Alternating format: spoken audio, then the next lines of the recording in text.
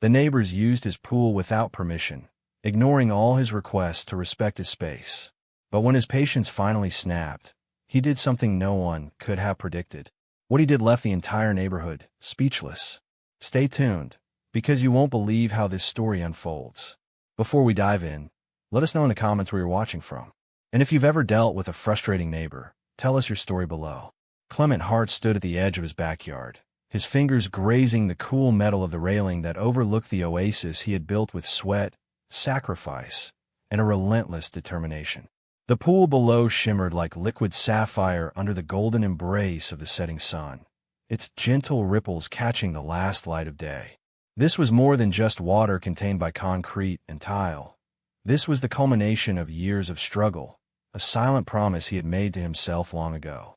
For Clement, this was not merely a backyard retreat. It was a sanctuary, a sacred space carved out of life's relentless chaos. The world beyond the tall wooden fence was noisy, unkind, and unpredictable, but within these borders, he had control. The scent of freshly cut grass mingled with the faint, calming aroma of chlorinated water, and for the first time in what felt like forever, he had found stillness. He closed his eyes, taking in the sounds of a world that had, for once, slowed down just for him.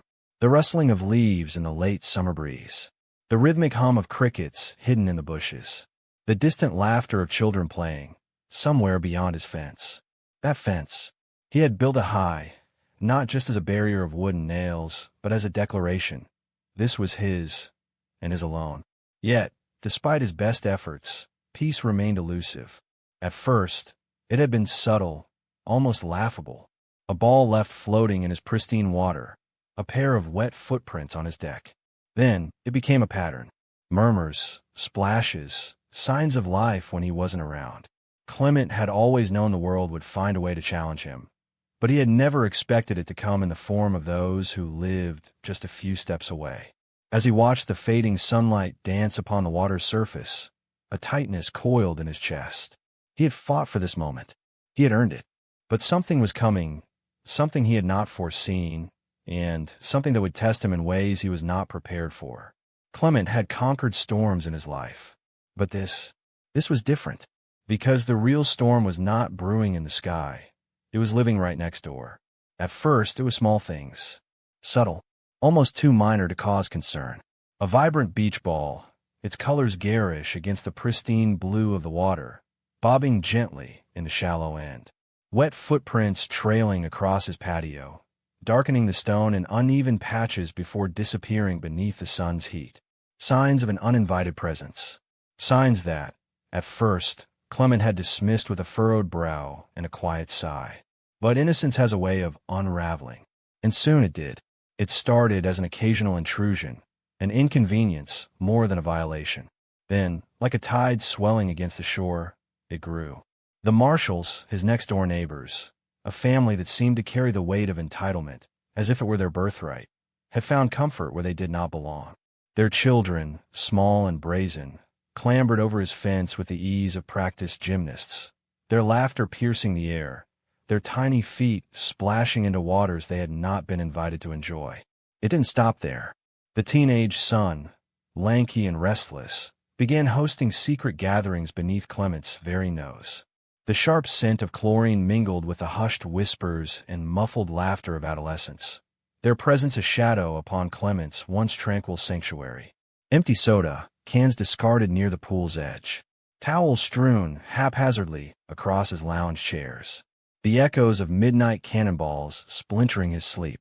Then, as if this unspoken theft of his space wasn't enough, the final betrayal came. Chuck and Melissa Marshall, grown adults, the supposed guardians of decency, began to appear. Clement would return home after long hours at work, exhausted, craving nothing more than the solace of his backyard retreat, only to find them there, lounging, relaxing, as if they belonged. Melissa, draped across his chair, a book in one hand, an iced drink in the other. Chuck, legs sprawled, his broad frame occupying the very space Clement had created for himself, for his own respite. Their gazes would meet, fleetingly, and Clement would catch the glint of something smug in Chuck's expression, something dismissive in Melissa's sigh as she turned a page. It was casual, their disregard. Effortless. As if the lines of ownership had blurred so completely in their minds that Clement himself had become the interloper. And so he tried. He tried to be diplomatic, to reason, to remind them of the boundaries they so easily ignored. A note on their door, polite but firm. A casual mention in conversation, laced with carefully measured restraint. A direct request, his voice steady but laced with the frustration he had tried so hard to suppress. But they didn't listen. They never listened. And that was when Clement realized kindness would not reclaim what had been taken from him. No, if he wanted his sanctuary back, he would have to take it. Clement's frustration twisted into sheer disbelief the moment he pulled into his driveway that evening. His eyes widened, his breath hitched. There, towering above his fence, was an enormous inflatable slide, its garish blues and yellows stretching toward the sky like some monstrous beacon of entitlement. It loomed over his property, a grotesque invasion of everything he had fought so hard to claim as his own. His pool, his retreat, his escape. It had been transformed into something unrecognizable. The echoes of children's laughter rang through the air, piercing his ears like a cruel taunt. Their bodies shot down the slide in rapid succession, crashing into the water with unrestrained glee. Not just the marshal's children. Strangers. Kids he had never seen before, splashing, diving, screaming. Clement's gaze swept over his backyard, and what he saw made his blood turn ice cold. Parents. Grown adults, drinks in hand, casually lounging on his patio furniture. His furniture, like it belonged to them. They laughed, they gossiped, they basked in the sun's golden glow as if this was their rightful haven. His stomach twisted, a bitter storm brewing deep within him. The sheer audacity of it all left him rooted to the spot, his hands clenching into fists at his sides. No invitation, no respect, no shame. The anger pulsed, hot and relentless, burning a path through his veins. It clawed at his composure, demanding release. Every fiber of his being screamed for confrontation, for an outburst that would send these intruders scattering. But Clement wasn't the kind of man to explode in blind rage. He wasn't impulsive. He was precise, calculated. He knew that raw emotion would get him nowhere. That would make him look weak, powerless. And that was something he refused to be. No. If they thought they could steal his sanctuary, if they believed they could trample over his boundaries without consequence, they were sorely mistaken. Clement took a deep breath, steadying himself. A slow, deliberate smile curled at the corner of his lips. He had a better idea, a smarter idea, one that no one would see coming. And when it unfolded, it would leave the entire neighborhood in stunned silence. Clement had spent days stewing in silence, his mind a battlefield of frustration and cunning calculation. The violation of his sanctuary had reached its peak, and now it was time to act. He didn't want revenge. No, that would be too easy. He wanted something better, something that would teach them a lesson they would never forget. The following weekend, Clement set his plan into motion. He woke early, the sun still stretching its golden fingers over the horizon, and drove to the city. He made stops at hardware stores, specialty retailers, and finally, an architectural design firm. Every purchase, every conversation, every arrangement was done with an eerie sense of calm. 2 days later, the first shipment arrived. The low rumble of delivery trucks sent tremors through the quiet neighborhood. Heavy crates were carefully unloaded onto his driveway, their contents hidden from prying eyes. The marshals, always watchful, peeked over their fence, curiosity burning in their eyes. Clement smirked to himself. Let them wonder. Let them wait. Then came the workers, teams of professionals clad in steel-toe boots and tool belts, their movements swift and efficient. Drills whirred, saws shrieked, and hammers pounded relentlessly. A transformation was unfolding before their very eyes. Chuck Marshall stood in his yard, arms crossed, an amused yet puzzled smirk on his face. Melissa, her curiosity outweighing her restraint, leaned closer. What was Clement building? Was it a new deck? A pool house? Some grand expansion? And then, the reveal. It was unlike anything they could have imagined. A towering, impenetrable glass enclosure surrounded Clement's pool. The structure gleamed in the sunlight, its thick, tempered walls reflecting the sky like a fortress of water and light. It was crystal clear, tauntingly so. The shimmering water, so inviting, was visible from every angle. And yet, it was untouchable.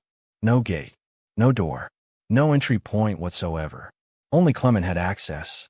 The realization hit the marshals like a freight train. Their free reign was over.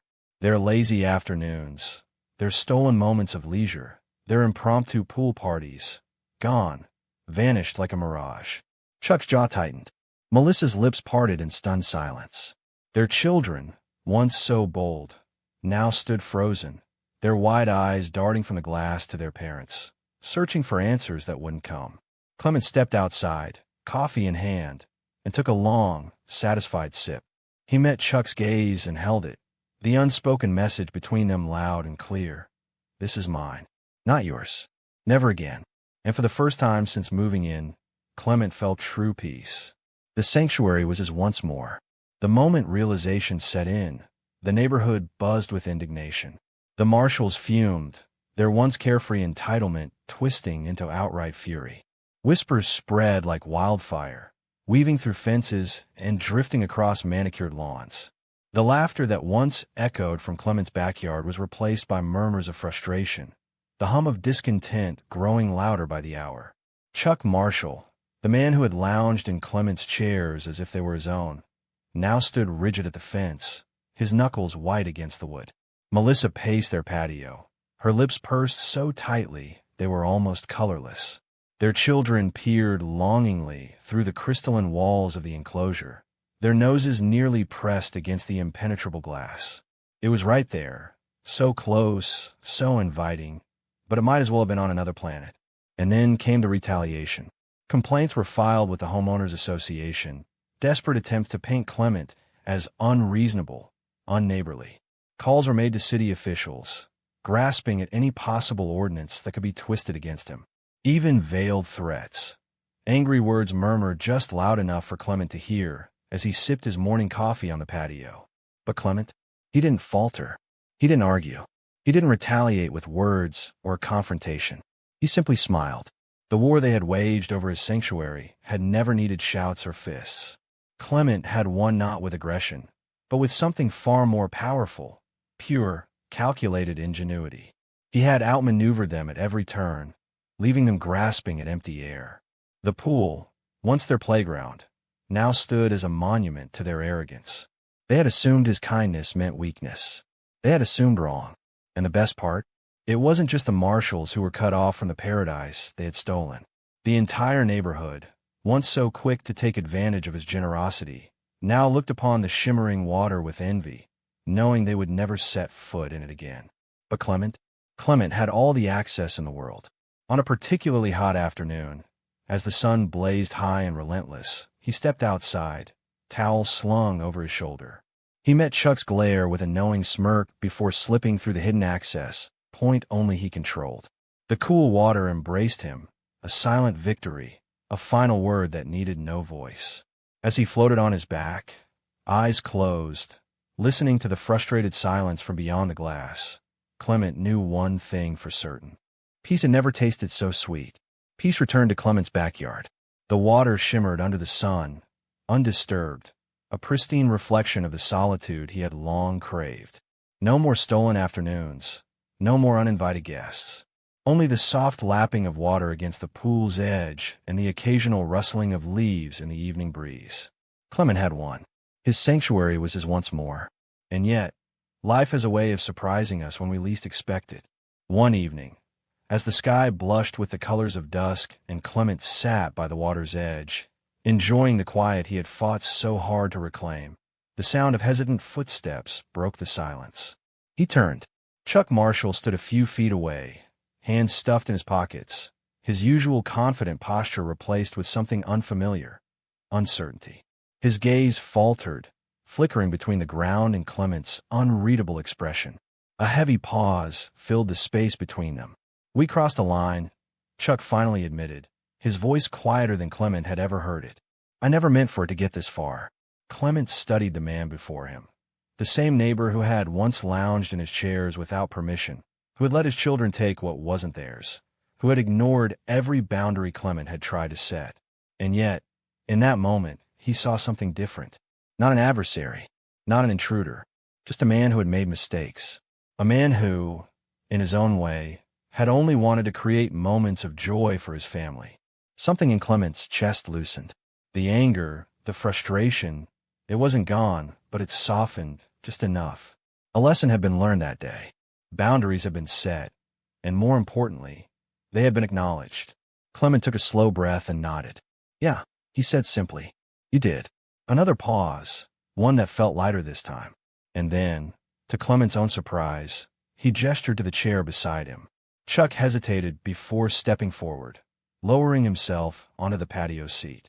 The silence between them no longer felt tense but contemplative, the first step towards something neither of them had anticipated. A new friendship began that night. Not forced, not immediate, but real.